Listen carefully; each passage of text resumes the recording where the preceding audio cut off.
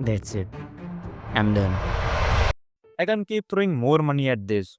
Yes, that's what exactly happened to me 6 months ago. But the one last move changed my decision. Before I tell you that move, you need to know why I almost quit forever. Because it will give you idea what you should exactly do to overcome this type of situation. So let's start with the first and the most common problem, money. After a lot of crashes and repairs, my wallet was almost empty, and I don't have more money to repair or build new drones again and again with no progress. But the second problem was even worse, location myth. I thought I will also take some amazing shot like others, and then I will also get good views and likes on my videos on social media. But I was totally wrong. Because I never plan a perfect location, I just go randomly and fly, and because of this, I started feeling pressure instead of enjoying FPV. And the locations around me was like this.